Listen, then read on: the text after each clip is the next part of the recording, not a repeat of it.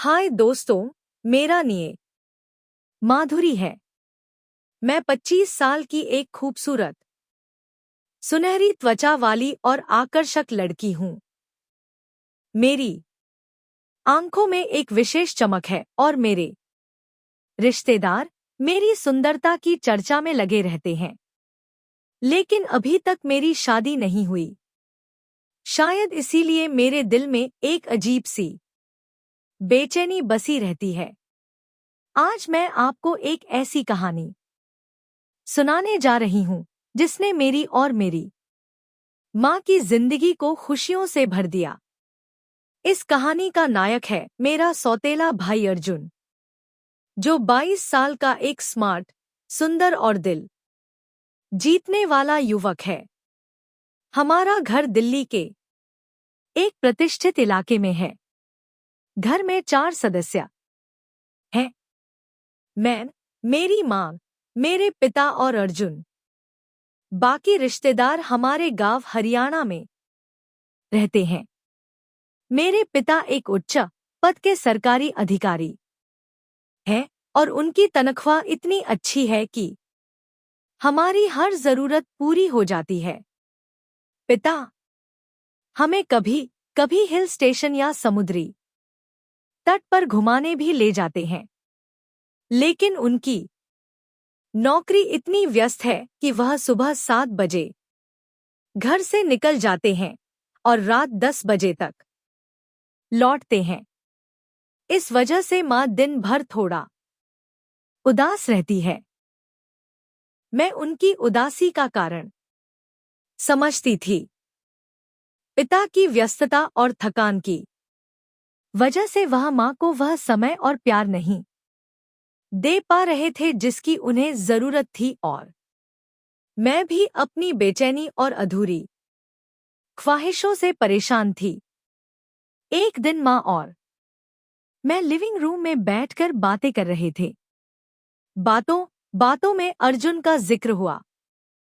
इस समय अर्जुन कॉलेज के लिए निकला हुआ था। माँ ने धीरे से कहा, माधुरी, यह बात तुम अर्जुन को कभी मत बताना। मैंने तुमसे भी यह राज छुपाया था, लेकिन अब समय आ गया है कि तुम्हें सच बता दूं।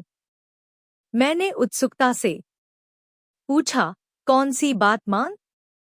माँ ने गहरी सांस ली और बोली, अर्जुन तुम्हारा सगा भाई नहीं है, वह तुम्हारा सौतेला भाई है। बचपन में उसके माता पिता एक दुर्घटना में गुजर गए थे, तो हमने उसे अपने गोद में ले लिया था। यह सुनकर मुझे थोड़ा झटका तो लगा, लेकिन कहीं ना कहीं मुझे पहले से ही शक था। माँ ने कहा, यह बात अभी अर्जुन को मत बताना, सही समय आने पर बता देंगे। हमारा घर 2 मंजिला है। माँ पिता का बेडरूम नीचे है और मेरा व अर्जुन का कमरा ऊपर है। माँ ज्यादातर नीचे ही रहती है। एक रात गर्मी बहुत थी। मैं अपने कमरे में पंखे और कूलर के साथ लेटी हुई थी। अचानक मुझे लगा कि कोई मेरी खिड़की से झांक रहा था। मैंने आंखें खोली तो पर्दे हिल रहे थे, लेकिन कोई दिखाई नहीं दे रहा था। मैं तुरंत उठी और खिड़की के पास गई। बाहर देखा तो अर्जुन की चप्पल पड़ी थी। मैं समझ गई थी कि वह अर्जुन ही था, जो शायद चुपके से मुझे देख रहा था और जल्दी से चप्पल छोड़कर भाग गया। उस पल मुझे एहसास हुआ कि अर्जुन के दिल में भी वही आग है जो मेरे और मेरी माँ के दिल में सुलग रही थी। मैंने इस बारे में बहुत सोचा और फैसला किया कि यह मौका है हमारी जिंदगी में खुशियां लाने का।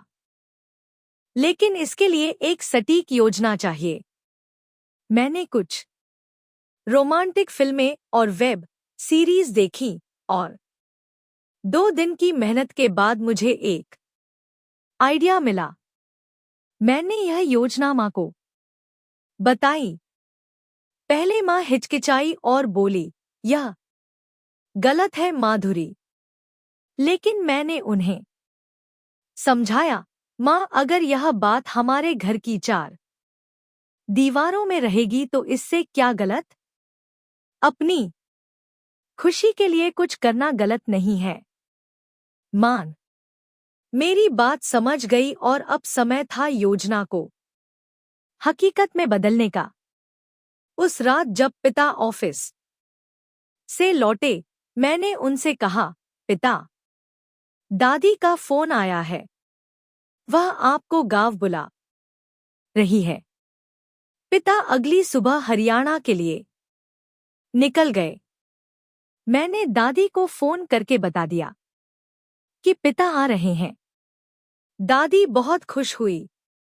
अब बारी थी अर्जुन को अपने जाल में फंसाने की। उस दिन गर्मी बहुत थी तो मैंने हल्के से थोड़ी पारदर्शी कपड़े पहने। सुबह मैं अर्जुन के लिए कॉपी लेकर उसके कमरे में गई।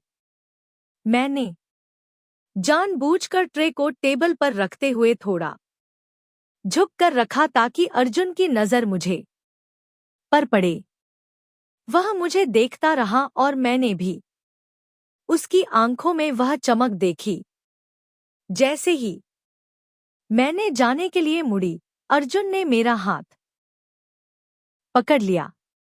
उसकी आवाज में एक अजीब सी गर्माहट थी। थोड़ी देर रुको ना। तुम्हारे साथ समय बिताना मुझे बहुत अच्छा लगता है। मेरी योजना काम कर रही थी। मैं उसके पास बैठ गई और धीरे से माँ को फोन करने के ऊपर आने को कहा। मैंने अर्जुन से कहा, अर्जुन तुम ही हो जिस पर मेरी और माँ की सारी उम्मीदें टिकी हैं। कृपया